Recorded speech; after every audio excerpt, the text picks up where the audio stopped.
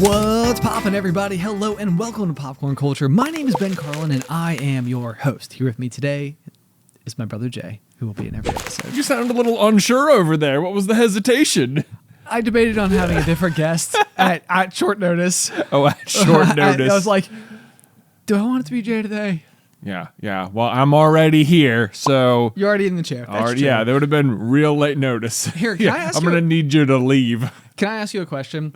If you were to go on one of the late night shows where you like walk out and talk to one of the late night hosts, what stories would you tell, do you think? Like, would you have like a go-to, like, because they always have some type of like, haha, we're relatable anecdote about, you know, something that is existing in their world? Boy, that is a great question, and I suspect that for the most part, they are able to answer with such confidence and readiness because they know the questions are coming ahead of time, so it's like, think about it. So and then like the host has to react to whatever they say. Maybe they know the questions, they don't know what the person's going to say. Oh, that's a good point. That's a good point. Because I guess there's probably like almost, I mean, surely the people are prompted, because otherwise it would be like, so what's new in your life? And it's like, nothing. Yeah. I'm doing nothing. I don't know. You know, I just made a movie. It's like what I'm here to talk about. So I was in it. You should see it. You should see it. I'm going to have something humble that I'm going to say. You know, this has been like a weird thing that like the further I've gotten into like YouTube and stuff is like whenever we do interviews and stuff, like a lot of times people will send us the questions ahead of time so that we can like have an idea of what to say. Yes. But when I was in school, like learning about journalism and the news, like they're like in multiple classes, they were like never telling them the questions ahead of time. So I'm always like, these people are messing up. They shouldn't be telling me the questions. This is a mistake. They have no journalistic integrity. Nothing. But then I also like I'm on the receiving end of it. Like it's really nice to send me the questions ahead of time. This makes it so much easier. It's just like it's this weird like I learned a rule, and like I have probably for like real journalism, like where you need to like try and like catch people off guard with questions or get real honest answers, and like you don't want them to be able to have like a prepared statement for you. Yeah, like that makes more sense. Whereas like anyone who's interviewing us about being YouTubers or something, it's probably just like a nice like fluff piece, and we just want to get to know you. So yeah, whatever.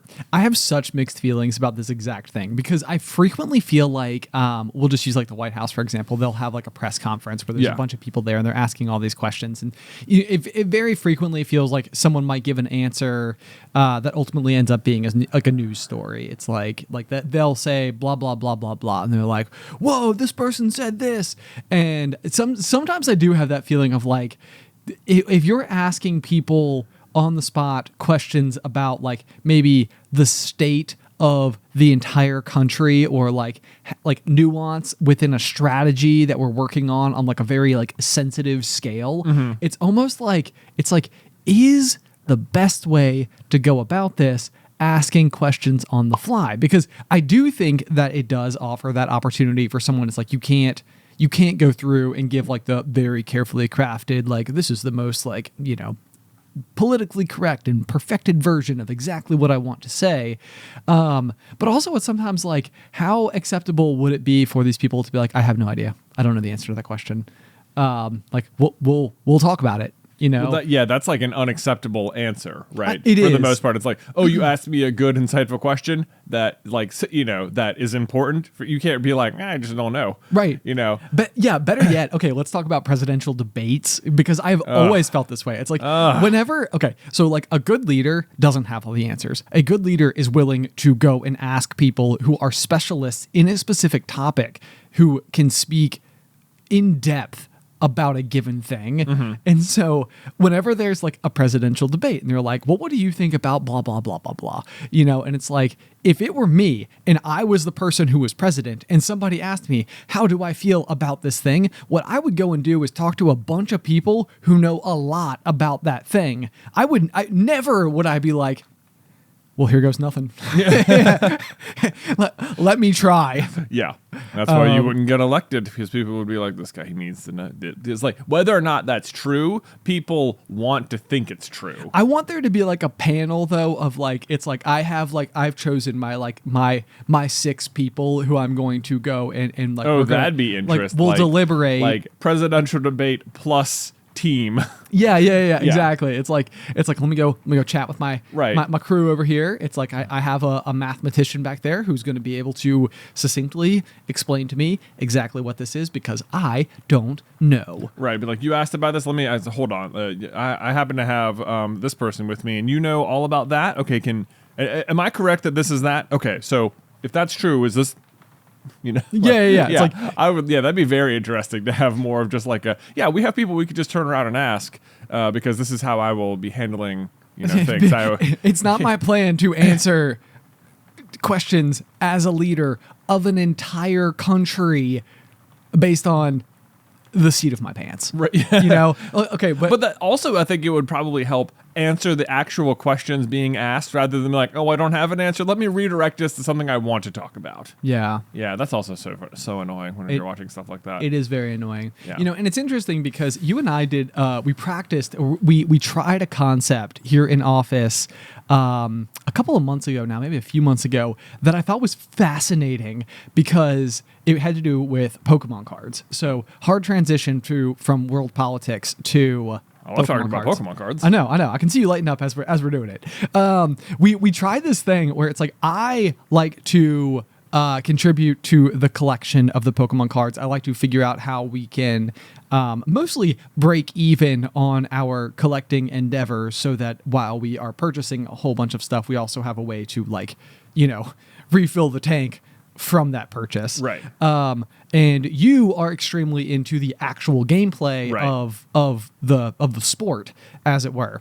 And so you and I did this thing where we walked into the office one day and I was like, let me, knowing absolutely nothing, help you build a deck. And so what we did was like, I have nothing. So it was like, what is the most competitive current deck in the meta? Right. Mew VMAX for sure. Right. Unstoppable. Right. And so what we did was I just asked a bunch of questions about like, what does Mew do? And what can make Mew be hurt more? And like, are there any cards that are able to do that? And then based on that card, are there any like trainer cards that we could do that would double or amplify that effect? Right. Like not knowing anything about what the cards themselves were, just saying like, what are its strengths? Are there cards that could counter that strength in this exact way? And just being like, yes or no. Right. And yeah, it was a really interesting experiment because we whittled it down and we ended up with a pretty cool deck list that it was I would say it was a little bit off. We ended up centering it around a card called Crobat.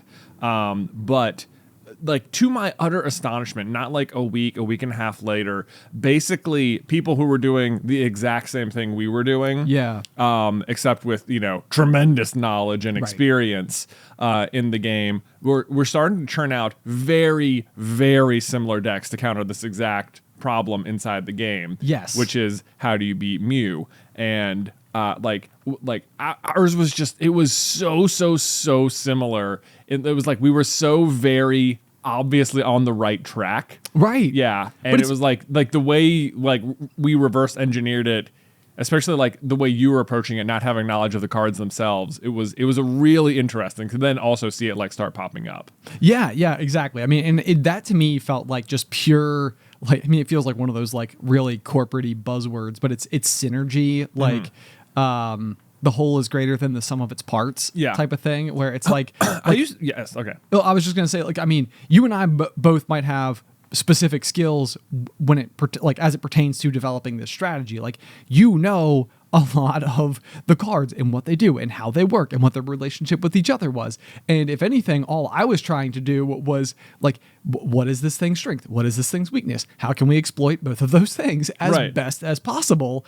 And so I just thought it was fascinating because it was a 30-minute workshop and we got so close to what actual competitive players were doing. Yes. I will say that Pokemon Regionals in real life play has returned as of this past weekend. Yes. And the general consensus was that as much time as everyone has spent trying to beat Mew, everyone just played Mew. Oh, really? It was like 50% of the field. It won the whole thing outright. Yeah, it's still like, because the weird thing about it is like you can just like math it down and it's like the best most decks can possibly do is like become like a 50-50 matchup with Mew, but then like like that's the decks that are specifically built just to beat it. Right. And it's just like, in the meantime, they lose to other things, whereas Mew still has a great chance at winning that matchup on its own. And in the meantime is also amazing against everything else. So it's just like, it's this very weird math problem where it's just like, I feel like no one wants to keep playing Mew, but also they're just like, you'd be foolish not to. I know. It's so interesting because I always go back to, there was this like one simulation that I did in college. It was like the Keystone project for my entrepreneurial management degree. So it was like, like my 404 class or whatever, like the end class that you take. Yeah. And what you do during this simulation is basically compete with other groups inside of your class on how to develop a tennis shoe brand is basically what it is. And so everybody has a software program. Everybody starts with exactly the same parameters in exactly the same ways. And from there, all you start doing is making decisions about like, I want to sell a higher quality product, in my air quotes market, which would be the other competitors in the class. And so there is like decisions that you could be making based on the circumstances of the classroom in order to be like, okay, everybody went low cost. That means that everybody is able to sell more products more quickly, but a higher quality product will develop more brand recognition as the season goes on. So it's kind of like in the beginning, you end up essentially getting crushed because you're attempting to sell your product, which is better, for a higher price. Mm-hmm. And that's very difficult in a competitive market to convince somebody that it is worth that added expense. Right. And so like I took as much as humanly possible, like the very responsible approach to everything. So like I was going to take every measure that the system, the software would allow you to do to be like as environmentally friendly as possible, to, make sure that like the factory workers were being properly compensated, because these were all things you could do. You could go anywhere from there's like 100 little sliders. Right. And what it ultimately came down to, and it was really interesting to talk to kids from so many of the other classes, is that somewhere along the way, the SMIPO team at Radford, which is the Student Managed Investment Portfolio, it was like a very competitive, like within the world of entrepreneurial management, they were the jocks, essentially. I see. And literally the year that I was doing it, I was in the class with the captain who had just won nationals. Wow. And so they all had this Excel spreadsheet that they had developed that basically optimized it so that if you had the spreadsheet, you would win. Mm-hmm. Like, because it would go through and it would be able to respond to all of the circumstances in real time and give you the actual best decisions that you could make. And it was this known like problem with this class because some people had it, which basically meant that you automatically, if you were on that team, you just automatically won. Right. And if you won the simulation, you got an automatic A for the course and didn't have to take a final. Oh. Which was a really big deal. Like, because otherwise, I mean, it's a ridiculously hard class. Gotcha. So to get that automatic A, and the reason I compare it to Pokemon cards is because like there was the mathematical approach that this guy in my class was taking to basically just stomp the yard. They started the simulation the first week out of 12 teams in first place, and I started the first week in 12th place. And every single week, I moved up one spot, and the last week, I was in second. They were still in first by a landslide, and I basically just went like full speed ahead. Right. On the end. So like I moved every lever, every which way I needed to give me the most massive, insane amount of impact. And I won by like 3 miles. Wow. Yeah. So, I mean, it was just this thing where it was like I went like light speed past them. But what was fascinating about that is because they were working with this algorithm that was assuming behaviors would remain fairly consistent. Mm-hmm. And so like the way that I tricked it at the end was by not being consistent. Right. I changed everything. It was like, I mean, and I would never do real business practices like this, for example. Right. But it was like environmental impact studies done, like workers, benefits, all that type of stuff done. Like I pulled everything back And the thing is because it is acting as if it would happen in a real time market. As far as the consumer base was concerned, there wasn't enough time for them to react to these shifts. So I'm at the finish line as far as I'm concerned. I don't have to actually continue to do business. To run the business. You're just about to win the class. I just have to win the class, which I then did. Yeah.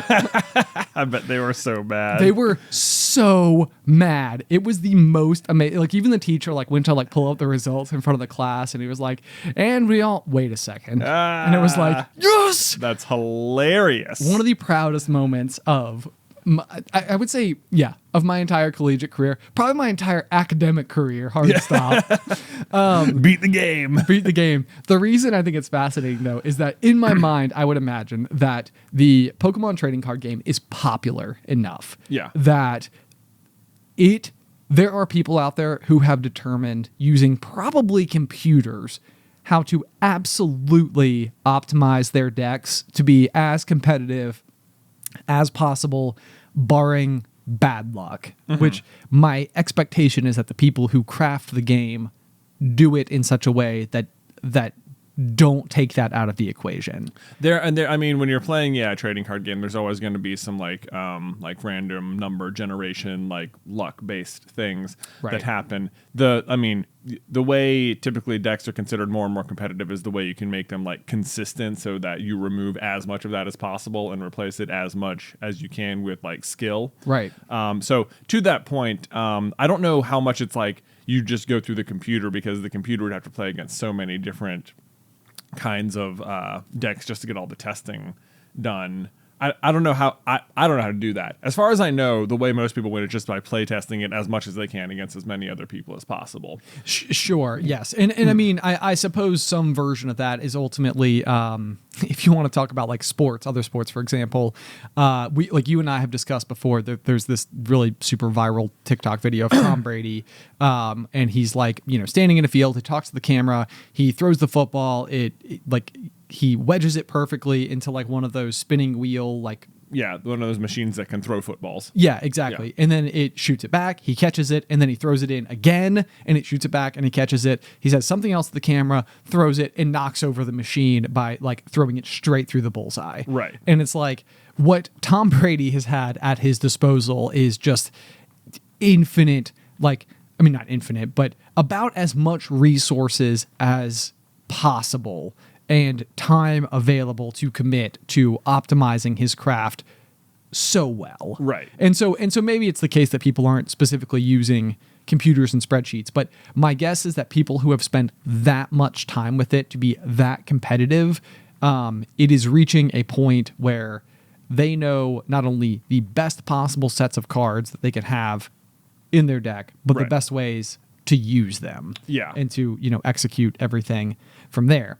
My curiosity would be, as it applies to my simulation example, would be, is there ever something where it's they're optimizing based on the assumption that everybody's going to be using a certain style of competitive deck? Oh, that's the thing. It's it's not there's a guaranteed these are the best 60 cards you could be playing, right? Right. Because interestingly, in the tournament that was played this past weekend at Brisbane for regionals, the girl who won the whole thing was part of a team, and all four of them were playing the same 60 card deck. Okay. They'd all worked together to develop, this is what we're going to do. And sure enough, she won, and then one of her teammates, I think, was top 4, another one was top 8, another one was top 32. Okay. And so they're all really good, and they're all still playing the same deck, the same exact 60. But in the very act of winning this makes that deck public knowledge, which changes the entire game. Right. It's it's this good because they were able to do the predict the weather pattern of what the field would look like. Sure. And it's that's also a huge part of this, the skill is reading the meta, and it's okay, these decks this is going to be good, this is going to be the best 60 on this weekend based on how everyone's been playing for the last 2 weeks. Right. But now that people know about it, certainly changes again. everyone's like, this is the best 60. Now tons of people are going to play that 60, which means people are going to come up with ways to beat that 60. Right. So it's like it's a very amorphous being. No, it absolutely is, and so that's why I feel like, I mean, this would probably speak to my reckless approach to strategy in general, which if any board game I've ever played with you suggests that it does not pay off well. But I would love my strategy for if I was going to play the Pokemon trading card game. Would just be to figure out how to throw a wild wrench into anything. It's like everybody's like, okay, I know this old song and dance. What that? A Metapod? How? No. A Metapod deck? Metapod being a stage 1, Yeah. middle evolution that can't attack typically. Pretty solid. Yeah. Quite literally. Harden. Man. Pokemon humor. Amazing. Someone laughed. Anyway, transition. Okay, Jay, so following up on a topic from last week, you and I had a rather hilarious, in my personal opinion, discussion about space tubes. About whether or not you could have a straw to space, whether you could breathe in the straw, whether it would vent the air out of the earth. From what I understand, it was at least entertaining to listen to, if not a bit cringy, if you had any idea what the answer was, which is that basically, nothing would happen if you put a space straw. Like it wouldn't suck the air out of the earth or anything. It was Like all things, though, it's like if you're smart enough to know how ridiculous what someone else is saying is, it's cringy. But most people, all of us, are not that smart. Right? Yeah, we're not that smart. But we did find an extremely informative video. Yeah, it's a TED Talk. It's a TED Talk. Yeah, that discusses this very concept, because I was like, is it possible, or like conceptually, how would they do it? Like what is even if it can't be done right now based on current technology, when they do it, if Andy Weir is going to make write a really in-depth space novel about it, that's the author of The Martian and Project Hail Mary. Which maybe that's I think that's listed as your Wick of the Peak, so maybe we can circle back to it. Maybe we can. Yeah. But it means, though, that because I have to imagine that whenever he's writing these books, because if you've ever watched The Martian or read The Martian, he is able to explain so thoroughly how one would actually grow potatoes in Martian soil. And it's like, to me, that means there must have been a discussion somewhere about what it would take in order to do this, where you had like a group of like botanists and astrophysicists and all of the rest in order to offer some amount of like realism to the story. Exactly. Right. Even if the biggest difficulty of all of it is just being on Mars in the first place. Right. It's like, let's just remove the parts that are making it impossible. We're already on Mars. Now can we grow potatoes? Yes. Which is the way that I start most conversations. Yeah. So anyway, what we discovered from this particular TED Talk, and we will link the video that we watched in the show notes for today's episode, it was really interesting to me because it is not what I expected. I think my thought, and when we were talking about it last week, was basically like, we can build really tall skyscrapers.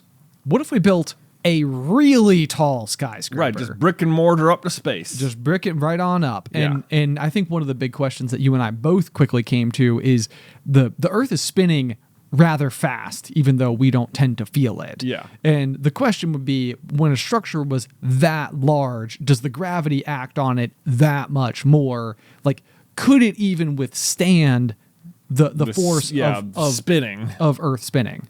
And I think that the answer to that question is no, it couldn't, but that still doesn't mean that this idea is conceptually impossible. And the very layman's terms version of it that the video gave us is almost like, imagine yourself on a merry-go-round and you have a string with like a stone on the end of the string, and you are spinning fast enough that that string will just basically remain taut. Like if you keep spinning and spinning and spinning, then relative to your specific position, the rock never really moves. It like everything is moving. It's spinning in a great big circle, but you, Earth, or position on Earth, I guess is probably the better way to put it, will always have the same relationship with the rock on the end of the string. So basically what they said we would have to do is essentially tie a rope to something big enough in space that it could remain taut by this same amount of force. Right. So it has to be, yeah. You're basically creating more like a, and then if it's like a tube, it can potentially be used as an elevator. Yes, exactly. Right. And it sounded like the more practical application of this would be sending things to space, maybe more specifically and more rapidly than it would be sending people to space. Right. It didn't sound like it was impossible. It just seemed like it was less likely.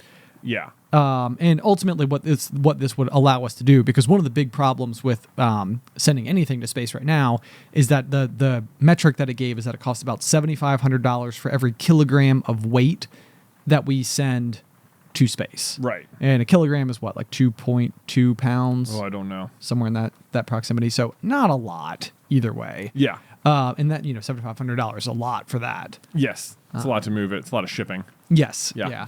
So I thought that was very interesting, though. I was like, man, could you imagine if we were just tethered to an asteroid? Yeah, it's basically just creating something at the end of a tether. And the example they gave in the video was an asteroid. And it'd have to be like an exceptionally heavy thing to keep the thing taut. And then as the Earth spun, it would probably need to be positioned like on the equator and likely like somewhere in the Atlantic Ocean where like big storms down on the surface would allow for it to like move around a little bit and not just get like snapped off or something. Right. Yeah. But then the problem is that there's like, in order to have the structure that large, the structure itself then becomes very heavy, which is another accommodation you need to have. And you have to have something that's flexible enough to, cover that distance, but also strong enough to not ever break. And that's sort of where they're stuck, is that whether or not you can create the material to build the thing. Yeah. So it's like, here's the blueprints. We can do it. We just don't have the materials to do it. So,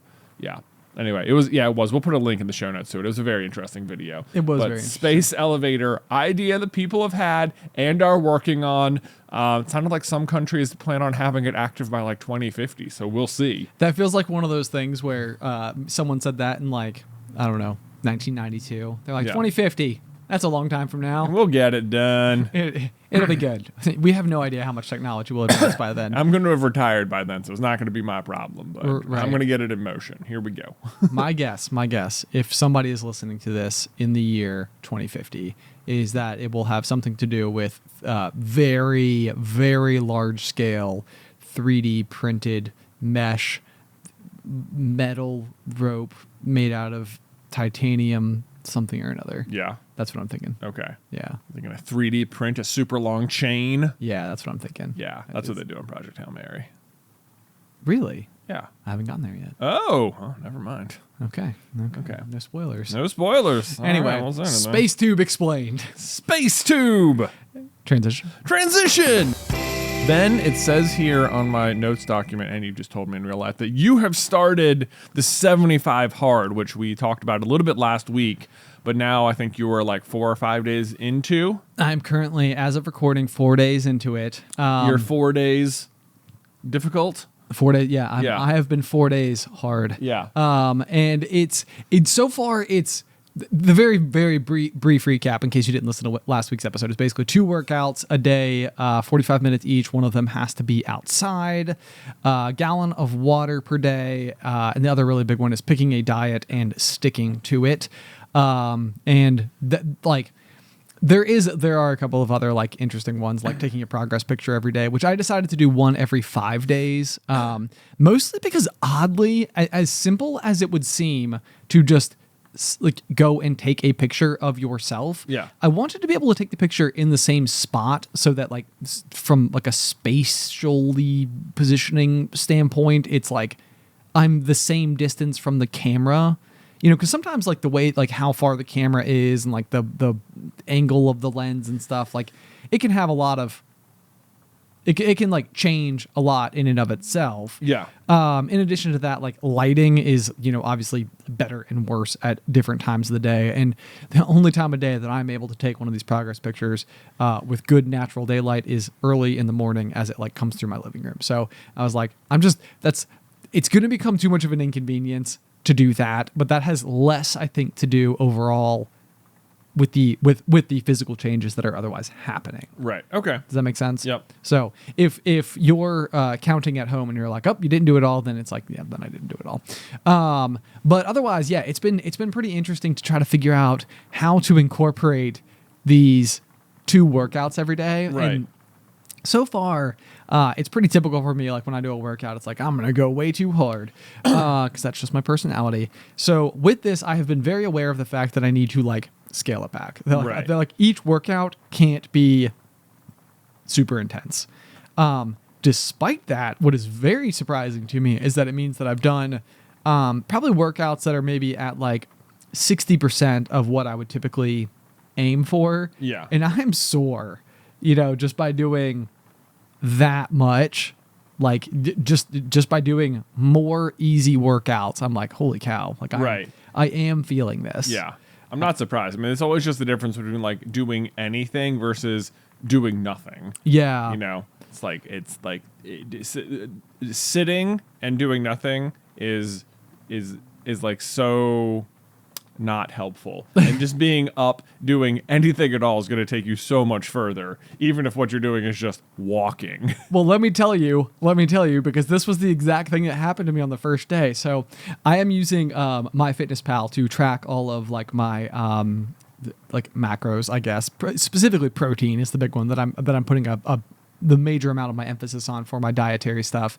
And what I discovered is that through MyFitnessPal, you can actually pair different apps with it. So I have like my Fitbit and my Fitbit app, and I have like Strava, which is like an exercise tracking app, which can like funnel into it. And then that way, as you're walking throughout the day, like your Fitbit is automatically sending all of that data into MyFitnessPal to let it know like how far you walk, which came as a huge surprise to me at the end of my first day, where it finally synced up and told MyFitnessPal, which is like where all the food is, how much I had moved that day, and it was like, oh yes, you needed another like 38 grams of protein, and I was like, it was like deducting your work. Because it's like literally because you moved this much throughout the day, you need to make up for that movement. And I was like, oh man, I didn't plan for this. So like on the first day, it's like 10 o'clock at night and I'm sitting there and I'm like, I need 38 grams of protein. I'm getting some chicken. Yeah. No, that was a protein shake. Actually, every day so far, I've had a protein shake at like 10 o'clock at night. There you go. Nice. That's how I'm getting it. Protein sleep. Right. Yeah. Maybe it's really good. Maybe I'm just like recovering at night. I will say I'm drinking just an obscene amount of protein shakes. Yeah. It's the fastest and easiest way to get it down. Absolutely it is. Yeah. That'll do it. That'll add up real quick. I've been drinking what to me feels like an obscene amount of just water the past week. Yeah. So gallon of water is one of the big ones. We talked, I think, last week about how you got a half-gallon jug. Yeah. I'm holding it right here. I've got a half-gallon jug of water. Boom. Right, yar. How you loving that half-gallon life? It has been okay. It has been pretty good so far. My goal mostly was to try and just finish a single half-gallon of water a day while I'm at work, because I'm not bringing this home on the weekend because it's cumbersome to move around and stuff. Maybe I need a home bottle. You probably do. I have actually come to that same conclusion because I have my gallon jug on my desk, and like I'll get home and I'm like, I can't remember where was I in my gallon jug, because I can't do all of the full gallon at work, right? Is what I've discovered. Yeah, it's like just too much. Lot. I mean, this is a lot of water. I fill this up when I get to work, and if I finish it by the end of the day, it's usually near the end of the day when I'm finishing it. Yes, and it's like I'm drinking it pretty consistently. So it does take a while to get through a half gallon of water.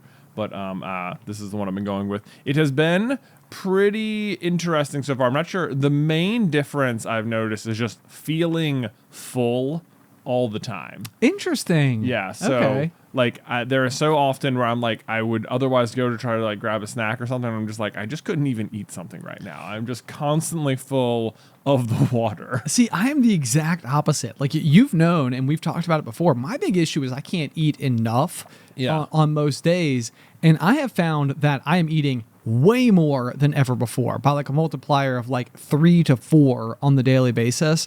And I am finding that as each new mealtime comes around, I'm like, I am hungry. Yeah, interesting. So I have no idea if what I'm doing is just like actually giving my body enough fuel so that it's like, okay, we're running full speed now. We're going to burn through all that. Like, good work.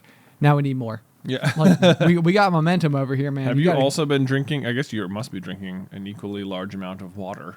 Yeah, I've been drinking a gallon each day. Yeah, well, for the past 4 days. Past 4 days. So, ooh, well, good for you. I know. Here's the funny thing about water, though, because there are so many products out there, and like moisturizers or cosmetics or like, you know, kind of like miracle cures, medicines, just a variety of different things.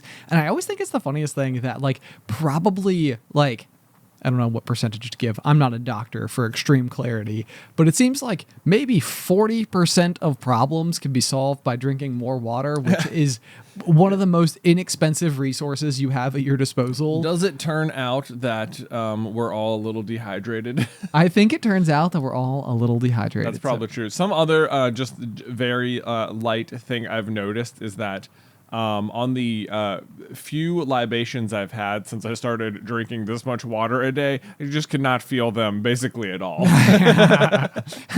I'm way too hydrated. I'm way too hydrated for it to have any effect on me. Oh man, so that's been interesting. Yeah, that's been a big one for Alice and I. Like, if you've ever watched our vlog, you know that like it almost feels like a running gag that I feel like in every episode at some point in time we have a libation. Mm-hmm. And so it was kind of one of those things where like that's one of the other big elements of 75 Hard is you cut that out. Yeah, no alcohol. No alcohol for the whole time. And so I was like, man, this is going to be really interesting because it's honestly the way that we like have our rec time on the weekends and stuff. So it'd be like, yeah, you want to like go meet some friends at the brewery, and it's like that's more than anything, we're using it as like a mechanism to go and be social with friends, like possibly sit outside or like try a new food truck or just go see something new. It's an attractive invitation to a prospective friend. Such good words. Yeah. Such good words. Yeah, exactly. And so it's been really funny too, I think, Allie and I, that we have both had this embarrassing, like glass shattering moment where it's like, there are other things we can do. And I think that it's like we let that activity win so often that we were like we were just talking about it like the past couple of days. And we're like, oh yeah, we could do this. We could go to this. We could go do this. And I was like, were we just like using that as a crutch? Like it was so easy to like come to that conclusion as like an activity to do. And now we're like, oh, maybe we'll do other things now. What other things have you done? Well, so, I mean, we've done a bunch of stuff, actually. I've started like a million projects. Okay. Because, you know, like when you're committing to a massive new dietary and physical fitness shift, the best thing you can do is start 13 other projects. Sure. I think I talked about it last week. Gardening is one of the big things that we're gearing up for. Mm-hmm. Have some building projects, some home reno projects that we're looking at getting moving. Right. The other big thing that I've been working on is glamping. This is you know, I don't know how much I've talked about it here on the pop. Maybe not a lot. One of the things that I have striven to do. Strived. One of the things you are striving to do. You got it. That. You're so good with the words. One of the things I've been trying to do at some point in my life, I think, is just to go and create very fun, experiential Airbnb properties that I could be the host of and, you know, rent out to people as like both a means of passive income, as well as just a really, really, really fun creative outlet for me. Because one of the things you know about me is I like to like host parties. Yeah. Which for the most part through the pandemic, you like to host parties? Yes, I do. No way. Yes. I didn't know this about you. Yeah, I do like to host parties. Like game nights? No, like parties. Like have lots of people over for a thing. I don't feel like I get invited to your parties. That's because you're always hosting one. They're always already there. So now it's a competition party. It's not a competition party. So I don't have to try to... I feel like this is like an interesting thing. I feel like you always say this as if it's like something very unique to you, like around me. And I'm always like, I also really enjoy this thing. I don't know why it goes unacknowledged. But well, I mean, I'm sorry for not acknowledging that. I honestly would not have known. And it probably is or possibly is the case that it's common for me to jump on the opportunities very quickly whenever they arise. But also with the pandemic, it's been one of these things where parties pretty much haven't done any. That being said, though, I think one of the things I really like about this idea of like owning or having these Airbnb properties is basically that like it sort of gives you the opportunity to like create an environment for people to go and enjoy themselves, even if you're not there. And more specifically, I won't be there.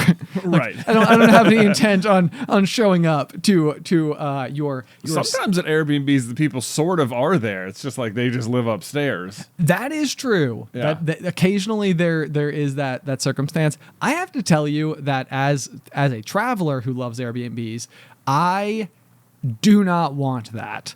I typically I do not want the host to come by and say feel like hello. you're being like. I think that there's something about, like, if I go and rent an Airbnb, as far as I'm concerned, I can feel at home in that place. Like, for the period of time that I'm here, this is, like, my home base. I, like, you know, until Sunday or Monday morning at 10 a.m., I own this place. I live here. I am glad you phrased it that way, because that is typically just how I feel. Like, even when I was like renting apartments in college or something, like to me, it was like, yeah, I guess I'm renting it, but this is mine. This belongs to me. Yeah. Like I never, like the way I internalize it is that it's mine. I know. I've seen a really funny meme before that was like millennials walking around like they rent the place. And I'm like, oh, that's not wrong. Where was I going with this though? So like I have for some time tried to figure out some way to do this. The difficulty in getting into the Airbnb biz is that at some point in time you have to buy another property of some kind. Right. And that has pretty much been my bottleneck, I would say, because buying another property is difficult. Yeah. And just requires both a lot of attention, but also guts probably somewhere in there, because if you're taking on like an additional mortgage, then you need to be prepared to handle that. Yeah. It's like Airbnb is like, oh, this is a great source of like passive income. And it's like, yeah, if you already own the property, it's a fantastic passive income. Otherwise, it's like you got to make sure you're making it back. Yes, exactly. So that's like been the big thing. And in my mind, I've always felt like, okay, I can come up with some cool stuff that would be like fun enough that would make it hopefully attractive to prospective travelers. But I have a client through my aquarium company that is a home builder. And so I bought plans for like a tiny house type of property for my land that I do own. And I was like, okay, this will be really great. Like what I can do is build a small property, like a 700 square foot, just like really swanky, modern, like home. Right. And the thought in my mind was like, there's a variety of different uses for this. I could start renting it and collecting the income. I could potentially move into it and start renting my current house while we start building our eventual house. And then it would be like this nice, like middle ground type of place. And even in that way, there could be this scenario where eventually it could be like an in-law suite or something, or a guest house. Like if I have friends traveling in, and you can even give them, instead of being like, hey, can I stay in your guest room? You could be like, can I stay in your guest house? And then they can go and have like a physical structure that they have some privacy at. So it was kind of like, oh, this will be great. And right now, obviously, there's a lot of supply chain related things going on. And so the quote back to build this small structure was like, more than the current cost of my current home. And I was like, ooh. Wow. Okay. That's a lot. That's too much. Yeah. I can't do that. I thought this would be like it was kind of one of those things was like, this will be a leap of faith. This will be scary, but like manageable. Right. And when I got the numbers back, and this is even from like, the friends and family discount, I was like, nope. Nope. I can't do that. Never mind. I'm sorry. So I was like, what costs less than a house? And the answer was a tent. So I have been I've been working on like a concept where I could go and take like one of the far-reaching corners of the land that I own and basically put together like a place you could go and kind of have like that very glamorous camping weekend experience where like there's a lot of like you're sort of kind of roughing it, but like also there's it's not like an air mattress. It's like it's like a real bed. A real bed. Yeah. And you would have some amenities through, things like solar power or propane heat, or, you could have like a gas grill where you're still technically off grid, but like not uncomfortable. Right. Exactly. You could have a coffee machine so like they could get up in the morning and, and have coffee or whatever. So that is one of the big things that I have been trying to move all of the pieces in my head around to figure out like, where do I start? Because I went from like possibly hiring a building company to like, I'm about to have to go and like DIY the heck out of this entire this entire project. So do you where are you? Do you have a glamping tent now? I do have a glamping tent. Wow. Yes. Okay. I purchased one and it is 5 meters across, which is about big, roughly speaking 15 feet. Okay. And it's kind of like a dome style tent. It's very cool looking, although I haven't actually physically set it up yet. So hopefully need a lot of space. I don't even know if it would fit in my yard. Oh boy. It says more about my yard than it does the tent, probably. Sure. Where was I going with this? Yeah, so that's been a big one. And then the other one is this idea of solar powering it. Yeah. Which is like its own kind of odd issue. But thanks to people who do like the van life thing, there are small solar panels. So tell me whether or not you think this is a cool idea, because I thought it was kind of interesting. Okay.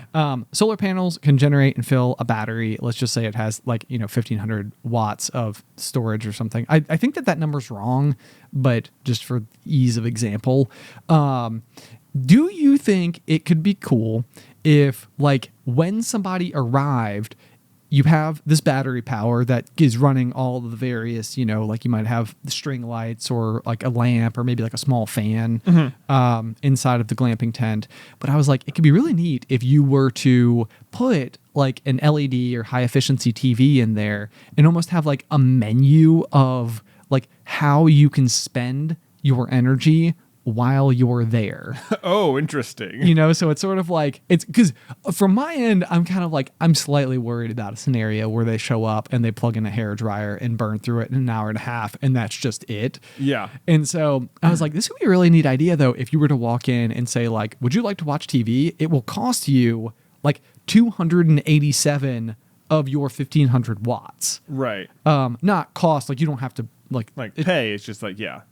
Right. Like that is like, so if you're like climbing in bed at the end of the night and you're sort of like, is it worth using that energy to do this thing? Like, I think it'd be like a really interesting way to like almost have like a small little supermarket, if you will, of different activities you could conceivably do inside of the glamping experience. Yeah. But you're kind of like having some basis of knowledge as to just how much is left based on each of these decisions. It sounds like that does sound like a very interesting way to like gamify your like the little battery in the top right of your like cell phone or something. Yeah. Like it, like as if when you opened Twitter or something, it would be like, are you sure you want to open Twitter? Because it's going to cost you 0.0001% battery life to do this. Right. Yeah. It's like all those decisions are probably so small that like on the whole, it's like, yeah, that's fine. Yeah. I can swing 0.000. Yeah. Also, you'll be opening Twitter. So are you sure? That's the real thing. Yeah. So, I don't know. I mean, I would say, all that being said, those are the fun parts of it. The things I'm super struggling with are the toilet. That would be that's the thing you got to be worried about. I mean, we have gone glamping before with the GMA, and the toilet situation was just that. Well, the whole glamping tent we stayed at was just like on a giant concrete pad, which I know you've got some experience with. I've done it before. And then there was like a separate concrete pad a little off to the side that also had just like a porta john kind of situation going on. Hey, porta potty john. Yeah, that's exactly what it was. There was. I know that one has also crossed my mind. I don't know. I mean, because like you'd probably have to have like a semi-permanent one, and then you would need like some way to maintain. I don't know. I'm probably getting into the weeds a little bit too much for the purposes of the pop, but these are the problem solving things that I have been going through. So if you have possible solutions, be sure to let me know. I am also aware of compostable toilets, which people usually use in like their van life vans as like the toilet that they haul around with them. So if anybody has an experience with those, that's like that's one of those where it's like I don't want people to be like uncomfy, right? You know, like well, this is I mean, if you're signing up for like glamping, it's like you're not signing up for a hotel room. You are absolutely not signing up for a hotel room. Right. That is very true. That is very true. So I don't know. Maybe it could work. Maybe I mean, if you're upfront about it, people, I don't think anyone's going to like book it and then be like, be surprised when they get there. Like, wait a minute. Yeah. I didn't know that there wasn't going to be running water. Yeah. Like, it seems like the sort of thing you just sort of know going in. Yeah, hopefully. I would think. Right. Yeah. All the things to consider. Anyway, so that has been extremely fun for me to think about and spend my brain space on. Excellent. Well, I'm glad you're having fun with it. I'm excited to see your finished glamping tent. Yeah, thanks. Yeah, I'll stay in there. Yay! Okay, you can test it for me. You can do the trial run. Super. Let me know if it was worth watching The Incredibles 2 for 332 watts. I think whether or not you gamified, it would probably be very helpful to have just like a gauge of how much is left. There would be a gauge. Yeah, that is just a part of the physical device itself with like a visible readout that is telling you like you're at like 73% or whatever. Yeah. So that's probably a better way to put it is through percentage points. Right. Yeah, something to work on. I'm open to ideas. Open to ideas. I need people to test run it for me at some point in time. So the glamping tent. I know it's gonna be good. It's gonna be good. Okay, transition. Okay, Ben. So it has been requested several a time to me, and even by some of our Discord users, specifically Discord user Gab, who's a patron of ours here on the Pop, that we weigh in on the debate that has just been sweeping the internet lately. And I'm not sure if you've come across it. It's been something I've like wanted to bring up with you a bunch, but have been like, no, we gotta save it. I want to save it. I'll save it. I know you're really off Twitter, so maybe you wouldn't have come across it. But the question is, on Earth, are there more wheels or doors? What? Have you come across this? No. No. Wheels or Hold on. Are there more wheels or are there more doors? So my mind immediately went to wheels.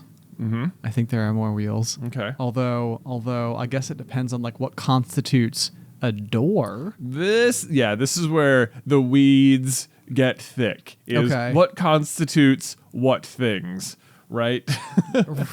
Yes, indeed. Okay, so so I immediately went to a car and I was like, okay, there's 4 wheels on a car, but there's also 4 wheels on a car. Also 4 doors on a car. 4 doors, that's right. There's like 4 doors on a car, and then there's like a glove compartment, and there's like the center console, which sometimes flops up. It's like sometimes the trunk. Does that count as like? Would that be 3 more doors? Oh no! Right. Then you've got spare tire. It's like that's also there. Then you've got the steering wheel. Is that a wheel? Okay. So now we're only talking about cars too. That's true. Yeah. That's true. So the other thing my mind went to is like those conveyor things that like you see at like shipping factories where they can like slide boxes. Yeah. And it's like a whole bunch of small silver wheels that you can like slide a thing across. Yeah. And it seems like that's a whole bunch of wheels in one place. That's a whole bunch of wheels, one spot. Where else would there be high concentrations of doors? Like where it's like there are hotels, cabinets. Hotels. Oh, cabinets. Cabinets are a big one. Yeah. Like houses in general, yeah. It's like how many doors do you have to all of the various? Because you've got like your bedroom doors, your closet doors. You've got like cabinet doors, your medicine cabinet door. Yeah. Does a shower curtain count as a door? I wouldn't count it as a door myself, but how about a shower door? A shower door, yeah, I would count that as a door. I had in my bathroom there was a door to enter the shower, and in like the kids' bathroom there was a curtain. So jokes on them. Yeah, jokes on them. First, they don't even use the shower. We only put the shower curtain up like 3 weeks ago because my mom was going to spend the night, and that was going to be the bathroom that she was using. So why don't you have a glamping tent with a composting toilet? We just have a guest room. Okay, so the other thing though is that like drawers drawers are doors? But drawers roll on wheels. They do. They sure do. Yeah. Okay. A lot of these cancel out. They do. Oh man. What do you think you have more of in your house, doors or wheels? Now I'm really giving myself a struggle with it. Mm-hmm. Because okay, so in a household, what are wheels? Because obviously drawers, that's a good go-to example. But do you have many wheels? I can tell you that in my house, there's a super clear winner. Is it? And it's not close. Oh, because you have Hot Wheels cars. It's wheels. It's wheels. It's wheels. Not only is it wheels, but I think I have enough wheels in my house to cover the entire neighborhood's worth of doors. Wow, that's a bunch of Hot Wheels. In fact, I think this is such a dumb argument and that the answer is wheels so astoundingly far that it's really? not even close. Really? Yes. Oh, so you have a strong opinion about this. It's absolutely wheels. Oh man. Well, at the very least, wheels were my instinct. Okay, That's I right. agree. Yeah, I came out of the woods swinging with wheels. Yeah. The thing that made me pause on wheels is that like wheels. The wheel is. Oh, this is actually going to segue nicely into another topic that I have. Oh, but boy. I won't get there yet. Like a wheel was an invention, right? And so like it means that for the most part, all wheels that exist had to be made. Mm-hmm. Whereas I feel like there could be natural doors. That's an interesting question. Like, would you? Okay, so I'm staring right now across from us. Yes. At an open door closet. Yes. Right. So there is a door on it right now. The door is open. Yep. There is a door right there. If we took the door off of it, would there still be a door to that closet? Oh, whoa. You know what I mean? No, I don't think so. I don't think so either. It's just that, but you would pass through a doorway. You pass through a doorway. You pass through a doorless doorway. I would say you pass through a hole, and what's a hole? But a straw. But a wheel. Oh, this is the other thing. This is the other absolute downfall of the doors on this particular argument. Is that you know what also counts as a wheel? Doorknobs. That's true. That's true. Maybe. Then people get so in the weeds about what constitutes what. Like, does it have to have hinges? Does it have? I've seen people arguing about like microorganisms that have like little tiny pieces to them. I'm like that you've gone too far. That's not what people are asking. They want to know: are there more manufactured wheels or doors? And to me, the very existence of the company Hot Wheels puts it so far in one direction. Because, okay, my assumption, though, is that because part of Hot Wheels have functioning wheels. Yeah. All cars also have doors. Hot Wheels cars doors are like stamped onto them, but they don't open. Right. So therefore not a door. Right. I would say that. Yeah. They had like doors drawn on them. Some of them. Right. 100% of Hot Wheels have wheels. Yeah. I'm trying to think if there's like a boat or like a Well, submarine. okay. All right. Sure. Most Hot Wheels. Most Hot Wheels have wheels. Okay, so here's my query. Here's my question. This is what brought up my spark. And we were talking about the wheel, and I was going to say the wheel was an invention. It was created. But then my question was the wheel an invention or was the wheel discovered? And it comes back to a conversation that we had earlier this week, which I thought was fascinating in the office because it talks about this idea of what items, like what inventions are created versus discovered. And the thing that we were discussing is music. And we were specifically comparing music to math because math to me feels like a discovery. Like nature also backs up math. Right. So it almost feels like math was always there. It was always discoverable. You could always stumble across math in the same way that you could find like a rare toadstool in a forest. Right. Like eventually you could find math. And so my question is music the same way? Because what are notes if not numbers? Sounds. Right, but they're like frequencies at which you are like which you are experiencing. Exactly, but they the frequency that makes a specific note is always it's I think constant. right? I think so. Yeah. Right, like a C is a C is a C. Like if you like a tuning fork, if like you flick that tuning fork, it's always going to make the same sound because that's what that's supposed to do is make this frequency. Right, like that's what it's capable of. Yeah. And so, like, with that, it's almost like while we have done a good job of creating musical instruments that are capable of very effectively, like instruments may be inventions. Yeah. Like I don't think that the trumpet was discovered. Yeah. However, For what it's worth, I think the wheel is an invention too. the wheel is an invention. I think so. Okay. I think you could be easily inspired by like, putting stuff on a log you could roll. Right. Yeah. Right. Like a circle, I guess is what I mean, already exists in nature. Right. Exactly, a log is a perfect example of this. Like, somebody could have rolled something across.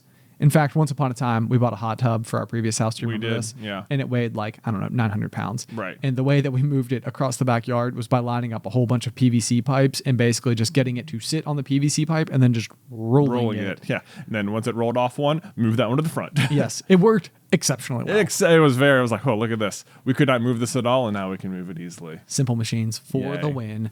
But simple machines, same thing. It's like they're the most basic versions of machines, and for the most part, are naturally occurring. But they are called machines, right? I don't know. That's a good point. They are Yeah. called, but maybe that's a bad name. Oh.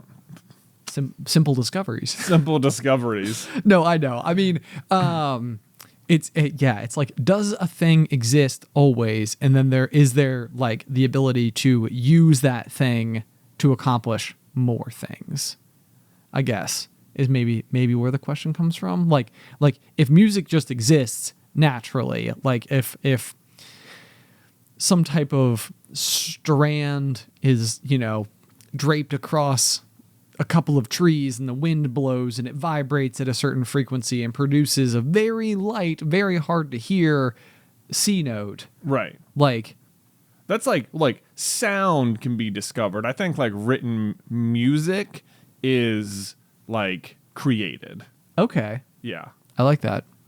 That does make sense. Yeah. I feel quite certain that there is going to be some amount of like math you could apply to music where like, in the same like these 4 notes always produce this sound and humans like this sound. And I don't know. I don't know enough about either. Right. But I do feel like there's probably a certain amount of like the reason certain music sounds good is because numbers. Oh yeah, like a 4-chord song. Sure. Yeah. So okay, what was I going to say there? Because one of the examples we gave in office when we were discussing this is, I can't back this up with any actual data, just assuming it's correct, is that some plants do grow better if certain kinds of music are played for them. Right. It's like, to me, that is also incredibly interesting because it means like that's such a bizarre relationship, because probably what you think when you hear that idea is that the plant is enjoying the music and is therefore happier, which is not the case. Right. Like what the plant is experiencing is a certain frequency of sound waves hitting it, which is beneficial to the plant. Right. Right. But you experience that as like music and rhythm.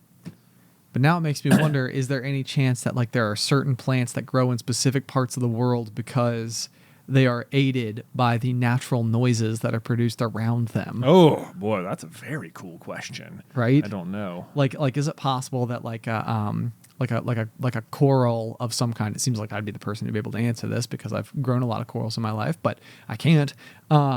Is it possible that like a coral grows better in the ocean because it can hear the ocean? Because of like the sound of the ocean. Yeah. Or does all like, because like, if you go to it's funny because like when you go, if you're like listening to the ocean is very calming. Yeah.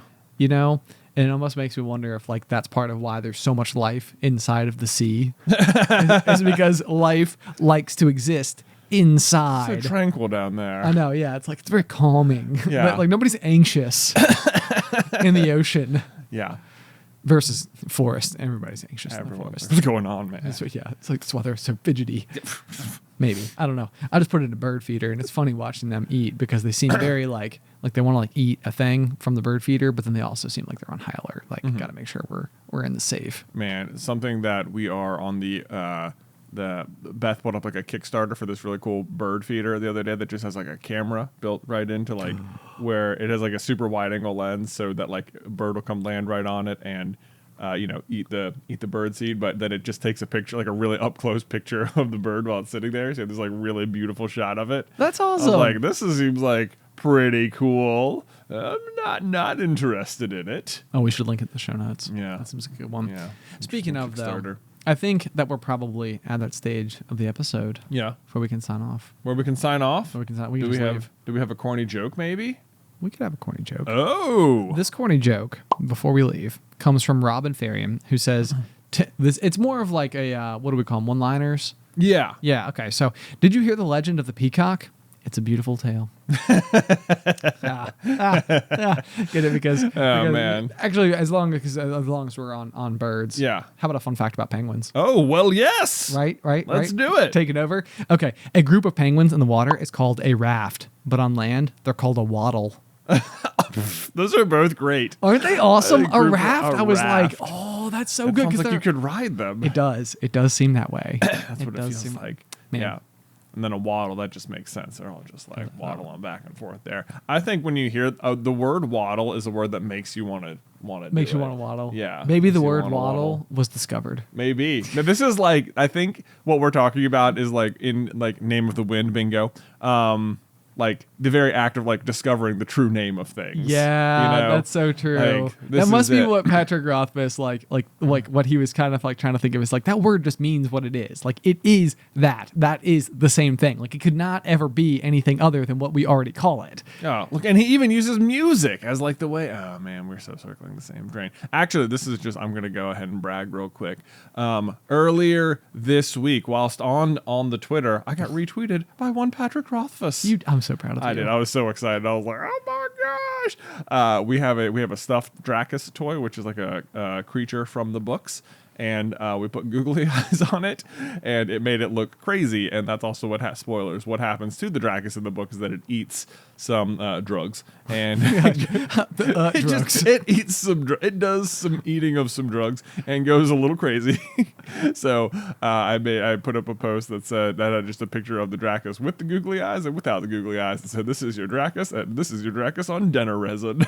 Perfect. and it was like one of the most niche memes ever. Like, oh yeah, not only do you have to be aware of the this is your brain on drugs ad campaign from like the early 90s, but you also have to have read Name of the Wind and understand what you're looking at. But a lot of people did. So. That's amazing. And so as far as I'm concerned, we can basically invite Patrick Rothfuss over for dinner. Basically. I mean, you guys are basically besties. Yeah. Which I'm a little envious of. But you know what? If we're going to have him over for dinner, I think it should be at your place. Okay.